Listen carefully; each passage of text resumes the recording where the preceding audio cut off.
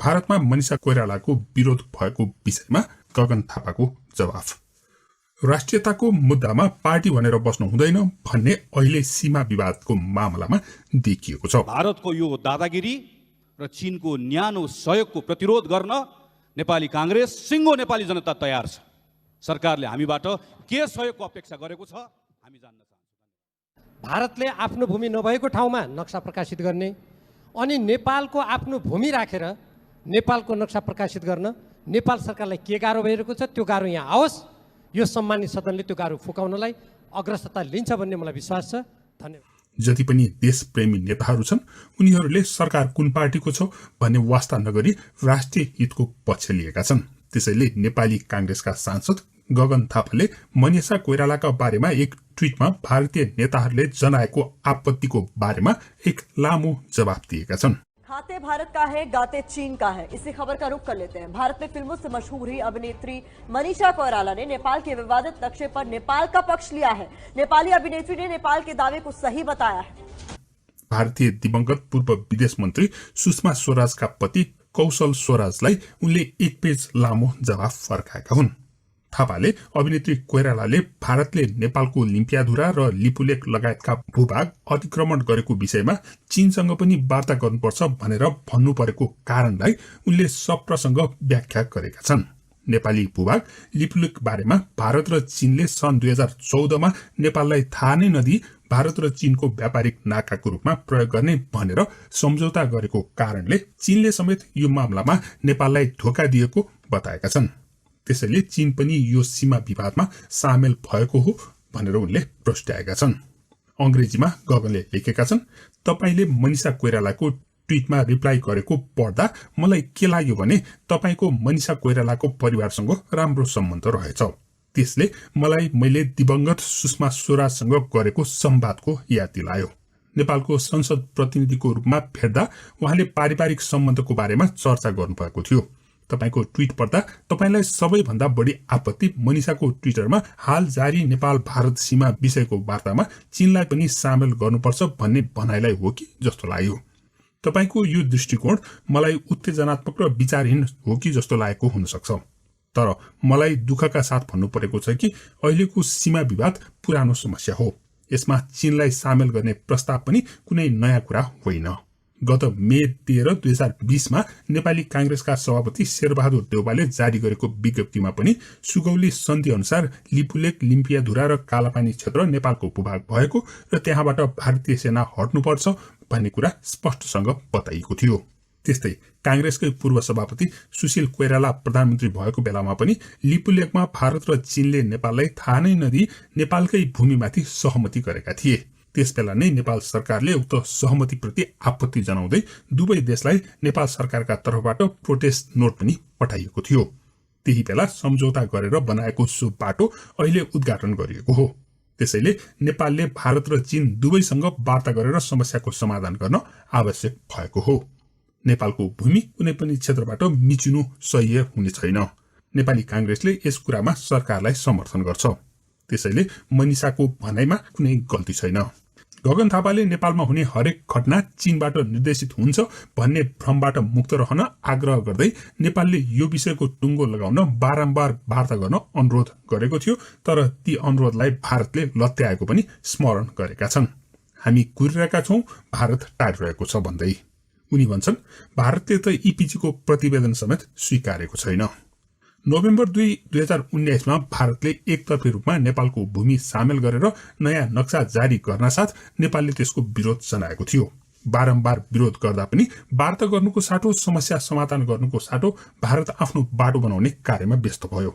भारतले वास्ता नगरेकै कारणले नेपालका राजनीतिक दलहरू, सांसद र सरकार सबैले एकमतले लिम्पियाधुरा, लिपुलेक र कालापानी समेटेर हाम्रो नक्सा सार्वजनिक गर्नुपर्छ भनी संयुक्त रूपमा निर्णय गरिएको हो भन्दै उनले यो वर्तमान सरकारको निर्णय मात्रै नभएको सबैले साथ दिएको निर्णय हो भनेर प्रष्टसँग भनेका छन्।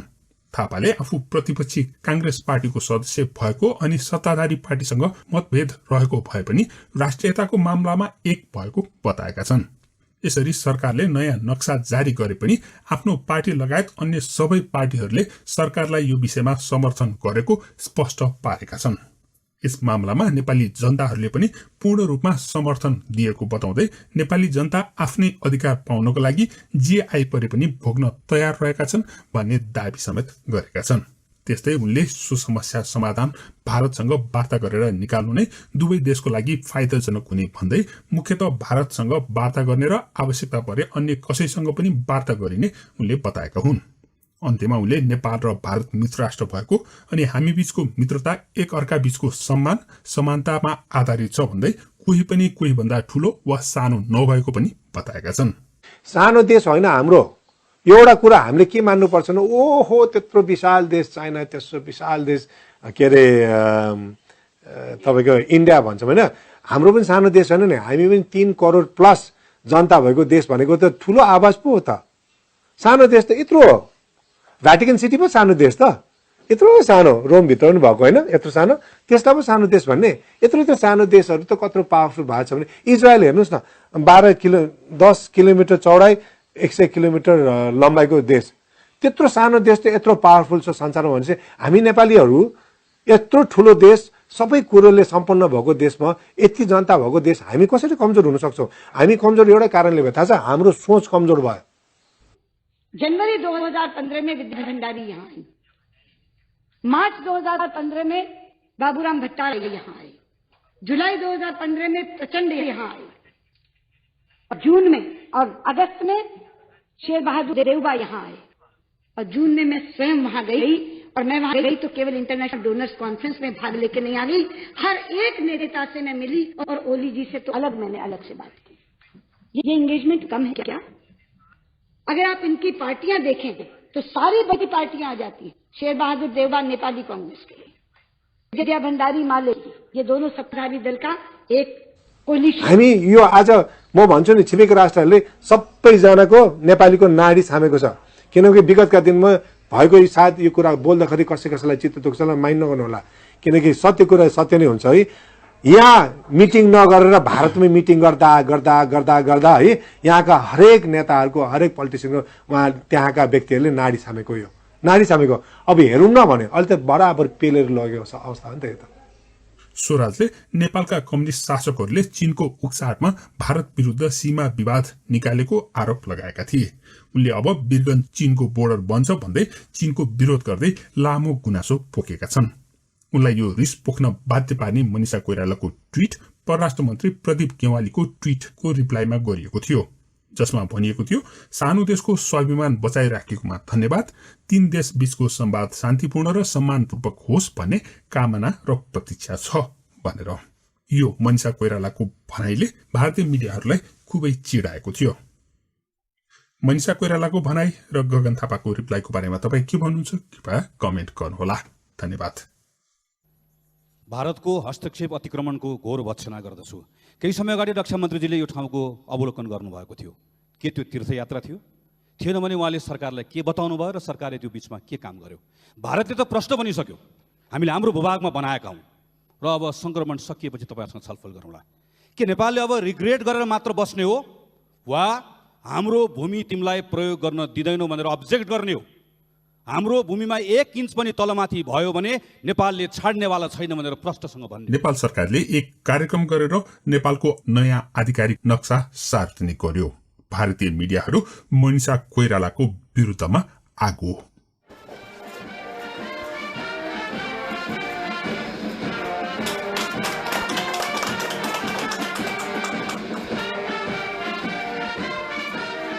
नेपाली मूलकी बलिउड अभिनेत्री मनिषा कोइरालाले नेपाल सरकारले लिपुलेक, कालापानी र लिम्पियाधुरा नेपाली भूमि भएको अडानलाई समर्थन गरेको भन्दै भारतीय मिडिया उनको विरुद्धमा लागेका छन्।